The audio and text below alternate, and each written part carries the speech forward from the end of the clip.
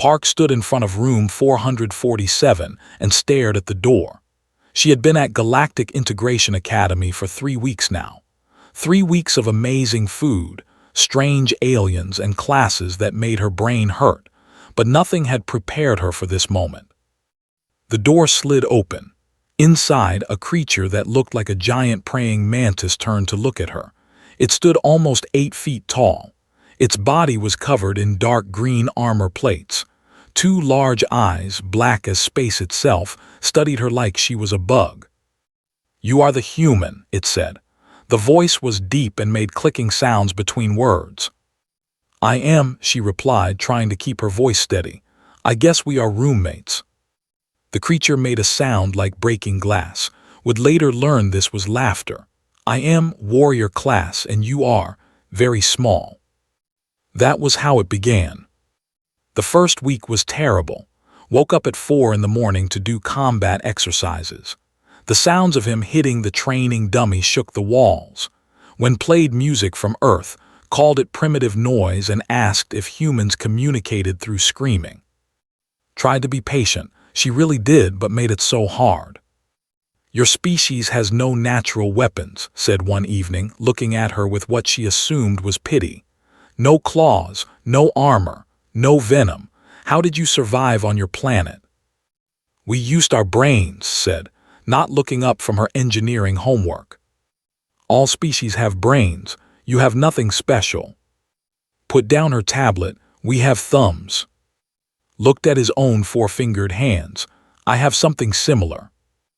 "Good for you." This was how most of their conversations went.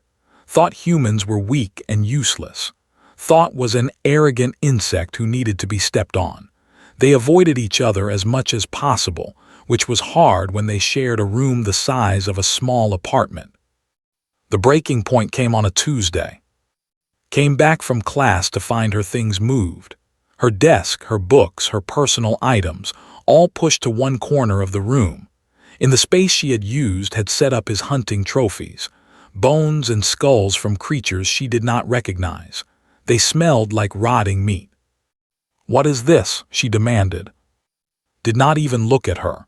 "I needed space for my collection. Your things were in the way." "My things were in MY space." "You are small. You do not need much space." Something in snapped. She grabbed the nearest object, her shoe, and threw it at its head. It bounced off his armor with a sad little thump. Turned slowly. His mandibles opened and closed. "Did you just attack me?" "You moved my stuff." "You threw a shoe at a warrior." "And I will throw another one." She did, this time caught it. Then he crushed it in his hand. "Hey, those were expensive." Stepped toward her. He was so tall, so big, every instinct told to run, but she was too angry to be scared. She grabbed her tablet and threw that too. It hit in the eye. The warrior roared. He swung his arm and hit the door panel. The door crumpled like paper. Alarms started blaring. Within minutes, station security arrived. 4 officers in heavy armor pointed weapons at both of them. His heart was pounding so hard she could hear it in her ears. "Room 447, one officer said into his communicator. "We have a situation." They were taken to the commandant's office. Commandant was a species with 4 arms and blue skin. She looked tired, like she had seen too many stupid students doing stupid things. A broken door, a crushed shoe, a tablet with a cracked screen, she read from a report, and approximately 17 noise complaints from your floor this month alone. "She attacked me," said. "He moved my stuff and put dead animal heads in my space." "Enough," Commandant raised all 4 hands. "I do not care who started it. I care about ending it. You two will learn to work together or you will leave this academy." "With respect," Commandant began, "I cannot be expected to cooperate with a species so clearly." "You will cooperate, both of you, in Detention Pod 19. Felt her stomach drop. She had heard about the detention pods, small modules on the outer ring of the station. Students who caused problems were sent there to complete survival simulations together. 72 hours. No escape. The simulation will require cooperation, Commandant continued. You will complete it together or you will fail together, and if you fail you will be sent home, both of you. Thought about her family back on Earth, her parents who had worked so hard to send her here, her little brother who was a first-year student somewhere on this same station. She could not fail. She could not go home in shame. She looked at the was staring straight ahead, his mandibles tight with anger, but he did not argue. Fine, said. 72 hours. I can survive anything for 72 hours. As security officers escorted them to the outer ring, noticed something strange. The officers kept looking at each other. Their hands stayed close to their weapons. One of them whispered something about sector anomalies to another. What is happening? Asked. Nothing that concerns you, the officer replied, but his voice was not convincing. They reached Detention Pod 19. The airlock opened with a hiss. Inside could see 2 small beds, a food machine, and not much else. Good luck, the officer said. It did not sound like a routine goodbye. The airlock closed behind them. The lock engaged with a heavy clunk. And stood in silence, not looking at each other. 72 hours, told herself. Just 72 hours. She had no idea that in less than 1 hour, 72 hours would become the least of her problems. The detention pod was even smaller than had expected. 2 beds that folded out of the wall, a food machine that hummed quietly, a tiny bathroom, 1 window that showed the blackness of space and the distant lights of stars. Immediately claimed the bed furthest from the door. He sat down, and the metal frame groaned under his weight. Do not speak to me, he said. We complete the simulation, we leave, we never interact again. Fine by me, replied. She walked to the console in the center of the room. Let me start this thing so we can get it over with. She pressed the activation button. Nothing happened. She pressed it again. The screen flickered once, then went dark. It is broken, observed. I can see that. Opened the panel below the console. Wires and circuits stared back at her. Her engineering training kicked in. The power coupling is disconnected. Someone did not maintain this pod properly. Can you fix it? Maybe, give me a few minutes. She was elbow-deep in wires when the lights flickered. Not just in the pod. Outside the window, she could see lights flickering across the main station too. Then came the shaking. The whole pod rattled, grabbed the console to keep from falling, jumped to his feet, his body tense, his eyes wide. That was not normal, said. That was weapons fire. His voice had changed. The arrogance was gone. Now he sounded like something else entirely, a soldier. They both moved to the window. At first saw nothing, just the station behind them and the empty space beyond. Then the darkness split open. 3 shapes emerged from nowhere, massive ships, each one bigger than the entire Academy station. They were black, so black they seemed to eat the light around them. Strange growths covered their surfaces, things that looked almost alive. No, whispered, his mandibles clicked rapidly. No, no, no. What are those? The hollow swarm. Had never heard the name before, but the fear in its voice told her everything she needed to know. The warrior was afraid. The creature who looked at her like she was nothing, who laughed at humans for being weak, he was afraid. The station's shields came up.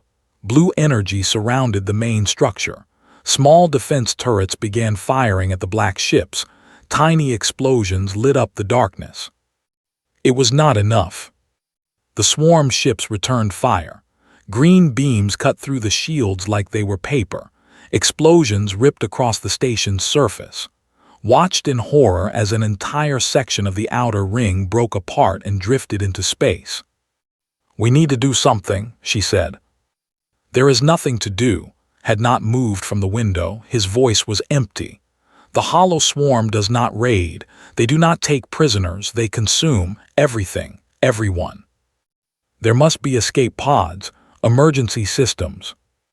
You do not understand. Look. He pointed. From the black ships, smaller shapes were launching, hundreds of them, thousands. They swarmed toward the station like insects toward a light. Those are boarding pods, explained. Filled with drones, they will enter the station. They will find every living thing inside, and they will. He stopped. They will what? Process them, take them apart, use the pieces to make more of themselves. Felt cold, not scared, not yet, just cold, like her body had forgotten how to feel anything else. The battle lasted 11 minutes, she counted. 11 minutes of weapons fire and explosions and distant screams that she could not hear but somehow knew were happening.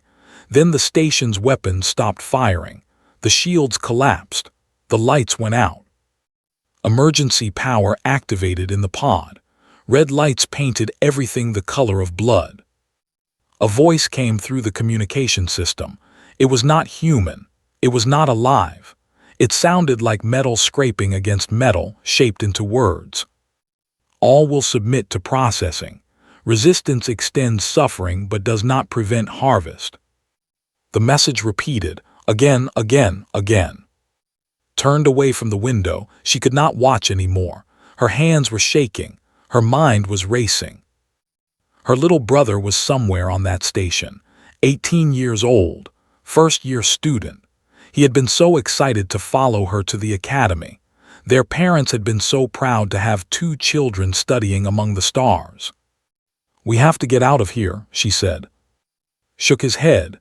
"The pod is sealed. We cannot open it from inside during lockdown." "Then we break it open." "And go where?" "Into that," he gestured at the station. "The swarm is already inside.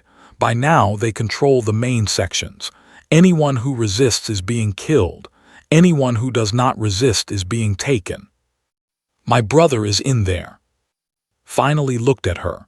For a moment something like understanding crossed his alien face. Then it was gone. "Then your brother is already dead, or he will be soon. There is nothing you can do." "There is always something." Grabbed his arm. His armor was cold and hard under her fingers. "You are a warrior, right? You have training, you know how to fight." "I know when to fight and when to hide. This is a time to hide, doctrine says." "I do not care about doctrine," she was shouting now. "People are dying out there. My brother might be dying, and you want to sit here and wait." "Wait for what?" "For rescue, for help, for anything." Pulled his arm free. "Help will not come in time. The swarm works fast. In 6 hours, maybe less, everyone on that station will be gone, either dead or taken. We are on the outer ring. They might not find us here. Our only chance is to be quiet, to be still, to survive." Stared at him. This was the creature who had mocked her for being weak, who had laughed at humans for having no natural weapons. And now, faced with real danger, his plan was to hide. She walked to the maintenance panel on the wall. She had seen these during her station orientation. Emergency supplies, tools, things meant for repairs. "What are you doing?" asked. Pulled the panel open. Inside were basic tools, emergency rations, and a small medical kit. Not much, but something. "I am not going to sit here and wait to die," she said. "And I am not going to let my brother die without trying to save him." "You will get yourself killed." Picked up a heavy wrench. It felt good in her hand. Solid, real. "Maybe," she admitted, "but at least I will die trying." She started examining the airlock. There had to be a manual override somewhere. There was always a manual override. Behind her, watched in silence. The clicking of his mandibles was the only sound besides the endless hum of emergency power and the repeated message from the swarm. Resistance extends suffering, but does not prevent harvest. Kept working, she would find a way out. She would find her brother. Or she would die trying. Found the manual override behind a small panel near the floor. Her fingers were bleeding from pulling at metal edges, but she did not care. She had found it. "This will work," she said, more to herself than to. "I can open the airlock from here." Had not moved from his spot near the window. He was watching her with those large black eyes, his head tilted to one side. "You are serious," he said. "You truly intend to go out there?" "I already told you, my brother is." "Your brother is one person. The swarm has thousands of drones. You have a wrench." He made that glass-breaking sound again. Laughter, but it was not happy laughter. "This is not bravery. This is stupidity." Stood up, her back hurt. Her hands hurt. Everything hurt. But inside something was burning, something that pushed away the fear and the pain. "Let me tell you something about humans," she said. "Something you obviously do not know." "I know enough about humans." "No, you do not." She walked toward him. She had to look up to meet his eyes, but she did not look away.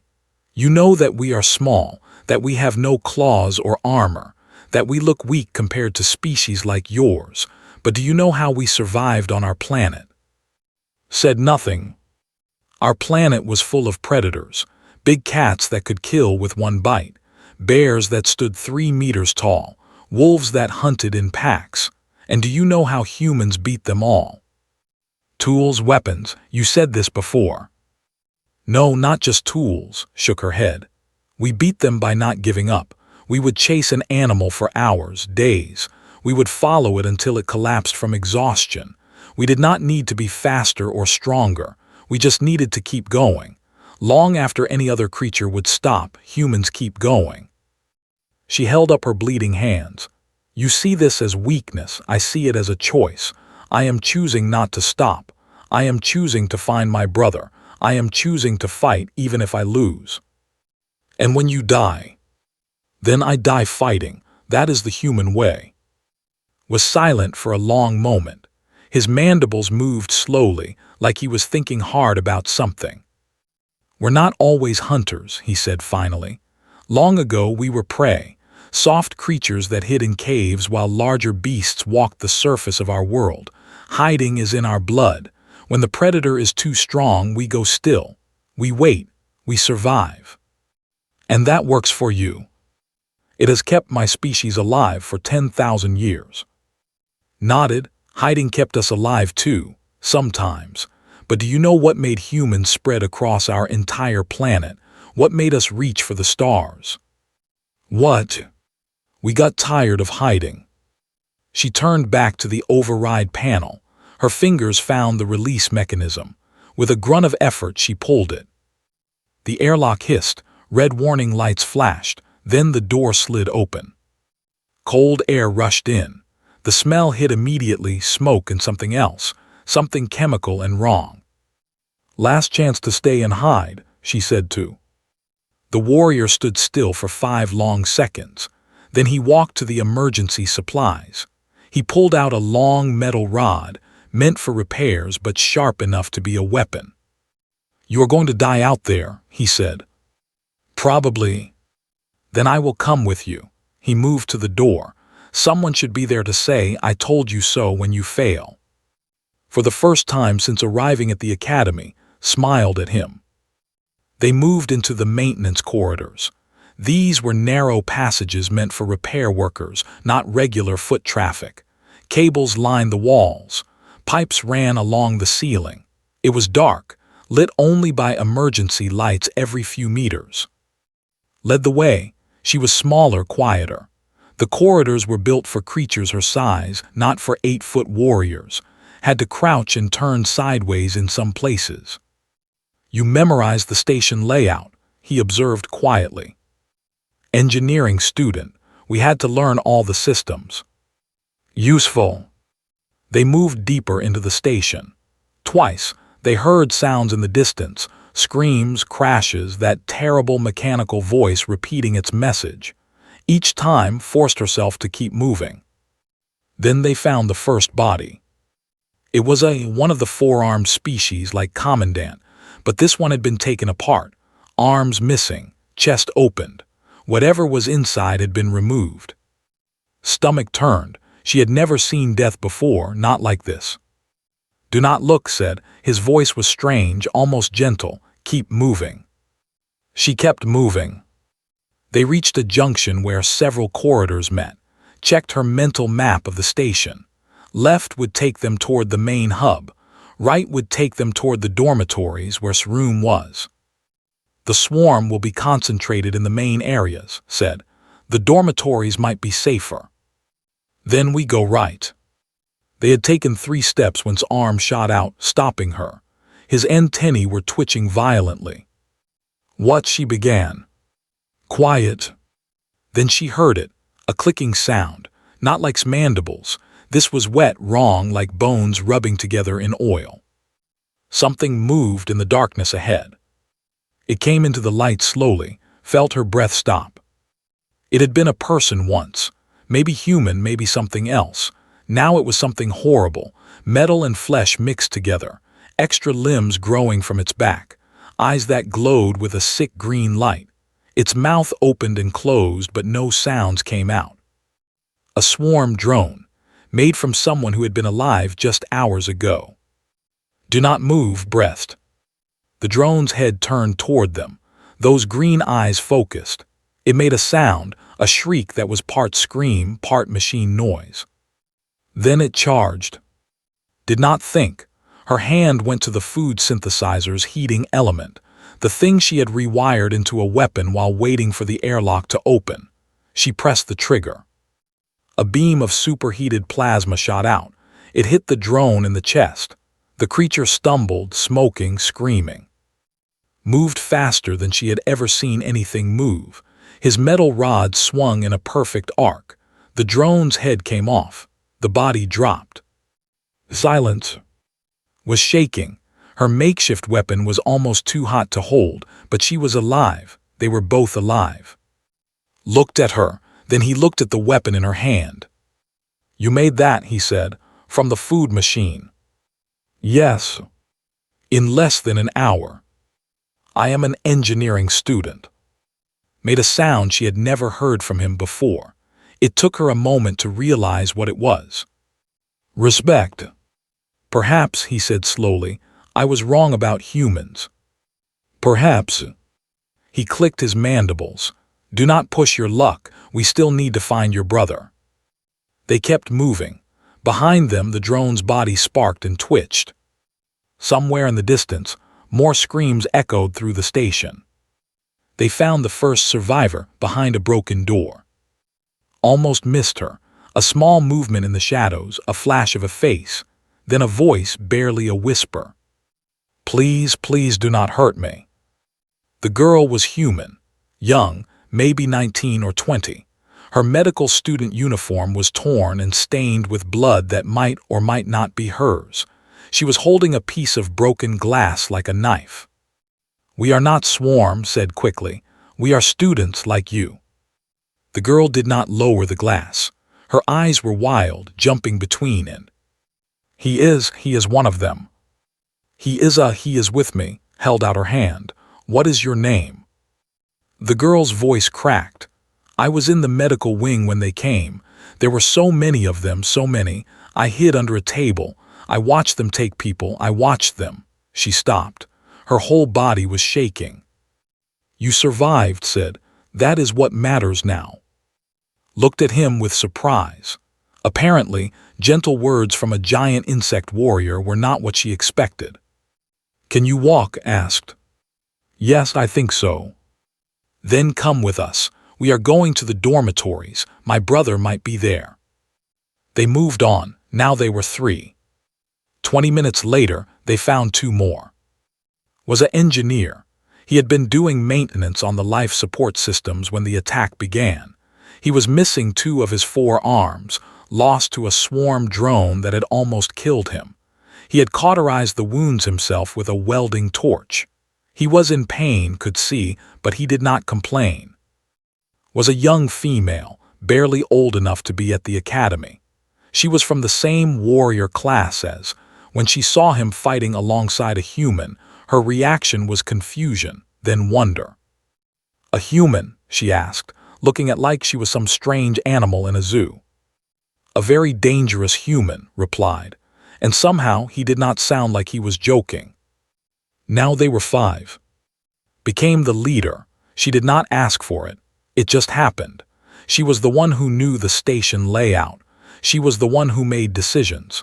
She was the one who kept moving when everyone else wanted to stop. Stayed at her side. He had stopped arguing with her, stopped mocking her. Now he watched her with those black eyes, and she could not tell what he was thinking. They reached the dormitory section. It was destroyed, doors smashed, walls torn open, bodies in the hallways, some whole, some not. Checked every room, every corner, every shadow. Was not there. He might have escaped, said. The main hub. Many students ran there when the attack started. It has heavy doors, defense systems. Hope was a strange thing. Even now, surrounded by death, felt it. Then we go to the main hub, she said. They turned toward the center of the station. The journey took 2 hours. 2 hours of crawling through maintenance tunnels. 2 hours of avoiding swarm patrols. 2 hours of watching friends become quieter and more tired. Stopped twice to cry. Quick, silent tears that she wiped away before anyone could see. Saw anyway, but she said nothing. Wounds were getting worse. The cauterization was holding, but he was losing color, moving slower.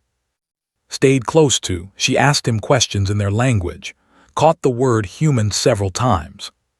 Finally, they reached the main hub. It was worse than had imagined. The swarm had turned the central area into a nest. Strange structures grew from the walls and floor, organic things that pulsed and throbbed like living tissue. Drones moved everywhere, carrying bodies, carrying materials, building something terrible. And in the center of it all saw the pods, hundreds of them, transparent shells filled with liquid. Inside each one, a person floated, alive but not awake, tubes connected to their bodies pulling something out of them. They are being processed, said grimly, turned into raw material for new drones. We have to save them. There are too many swarm, we cannot fight through that. Looked at the scene, her mind was racing. There had to be a way, there was always a way. The communication array, she said suddenly, is it still working? Pointed with one of his remaining arms. East Tower, separate power supply, it might still be functional. If we can send a distress signal. The nearest coalition fleet is 3 hours away, interrupted. These people will all be dead in 3 hours. Then we buy them time. Everyone looked at her. The swarm communicates through chemicals in the air, explained. Her engineering classes were finally useful. Pheromones. It is how they coordinate. If we disrupt those pheromones, they lose coordination. They become confused. How do we disrupt them? Asked. Pointed upward. The atmospheric processors. They control the air mixture for the whole station. We change the mixture, we change the pheromones. That could work, admitted. But the processors are in the heart of the infestation. Someone would have to go straight through. Silence. He looked back at her. I will go, she said. No, stepped forward. You cannot go alone. Someone has to reach the communication array. Someone has to lead the others. Can lead, knows the systems, clicked his mandibles. I am going with you. This is not doctrine. No, he admitted, it is not. Then why? Was quiet for a moment. When he spoke, his voice was different, softer. Because you were right about humans, about not stopping. He looked at her, really looked at her. I have never met a creature like you, so small, so soft, and yet you keep going, you keep fighting, even when everything says you should give up. That is just being human. No, that is something more. He picked up his metal rod. I want to learn how you do it, and I cannot learn if you are dead. Felt something in her chest, something warm. Fine, she said, we go together. She turned to the others. 3 people she had known for only hours, 3 people who were now depending on her. Get to the communication array, she told them. Send a distress signal on all frequencies. Include everything we know about the swarm, the pheromones, their weaknesses, everything. The coalition needs this information." "And you?" asked. "We are going to make the swarm very, very sorry they came here." She turned toward the heart of the infestation. Walked beside her. Behind them, 3 survivors began moving toward the east tower. Ahead, an army of monsters waited. Tightened her grip on her makeshift weapon. Time to be human. The path to the atmospheric processors led through hell, and moved through corridors that no longer looked like a station. The walls were covered in that organic growth. The floor was sticky with something she did not want to think about. The air smelled like metal and rot. Swarm drones were everywhere. Some were building, some were carrying bodies, some were just standing still, waiting for orders. "They are connected," whispered. "One mind, 1,000 bodies." "Then let us break that connection." They avoided the first group, and the second. The third almost spotted them, had to press herself into a gap in the wall so small that she could barely breathe, but she fit. Humans were good at fitting into small spaces. The atmospheric processors were ahead. Could hear them, a low hum that she had never noticed before but now sounded like hope. Then everything went wrong. A drone came around the corner. It saw them. It screamed. Within seconds, more drones were coming, from every direction. The hive mind had found them. "Run!" shouted. They ran, was faster, but he slowed down to stay with her. Behind them, the sounds of pursuit grew louder. A drone lunged at from the side. She ducked, fired her plasma weapon, missed. The drone's claws caught her arm. Pain exploded through her body. She screamed. Was there instantly. His metal rod came down once, twice, 3 times. The drone stopped moving. "Keep going," he shouted. They kept going. His arm was bleeding badly. She could feel her strength fading. But she did not stop. She could not stop. The atmospheric processor room was just ahead. A heavy door still closed, still intact. "The controls," gasped. "Inside, I need to reach the controls." Looked back, drones were filling the corridor. Dozens of them, maybe 100. "Go," he said. "I will hold them." "You cannot fight them all." "I do not need to fight them all. I just need to slow them down." He turned to face the approaching swarm. His body was tense. "Ready? Go, do what you do, be human." She wanted to argue, she wanted to stay, but there was no time. She ran to the door. Her engineering knowledge found the override in seconds. The door slid open. She went through. Behind her, she heard roar. She heard the sounds of combat, metal against flesh, screams of drones dying. She did not look back. The control room was intact. Emergency power was keeping everything running. Stumbled to the main console. Her vision was blurring. Blood loss. "Focus, focus." Her fingers moved across the controls. She had studied these systems. She knew how they worked. She knew what to do. The atmospheric mixture was mostly nitrogen and oxygen, balanced for multiple species. But there were other chemicals too, trace elements, things that could be adjusted. She found what she was looking for, a compound used for cleaning, harmless to most life forms, but to pheromone-based communication systems. She changed the settings, increased the concentration, set it to distribute through the entire station. The system hummed louder, air began to flow. Outside, the sounds of combat suddenly changed. The drone screams became confused, disorganized. The coordinated attack fell apart. Slumped against the console, she had done it. The swarm connection was broken. But she was so tired, so cold. The door burst open, tried to raise her weapon, but her arm would not move. Stumbled through. He was covered in wounds. Green fluid, swarm blood, dripped from his armor. One of his arms hung at a wrong angle. "You did it," he said. His voice was weak, amazed. "You actually did it." "Help me up," said. "We are not finished yet." He helped her up. Together they moved. The station was chaos now. Drones were fighting each other, crashing into walls. The hive mind was gone, and the individual creatures did not know what to do, and moved through the confusion toward the East Tower, toward the communication array.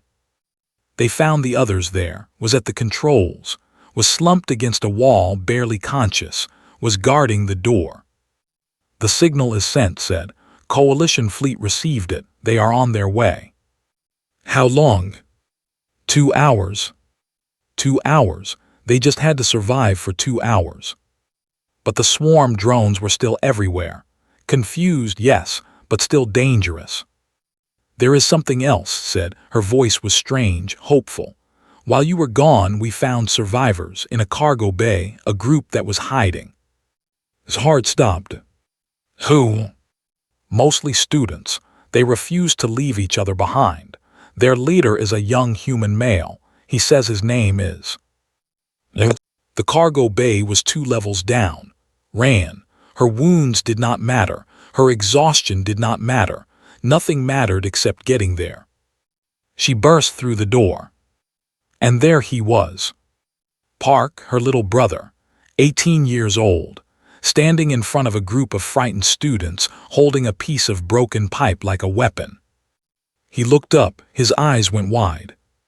Nuna did not remember crossing the room. One moment she was at the door. The next she was holding her brother. He was alive, he was safe, he was here.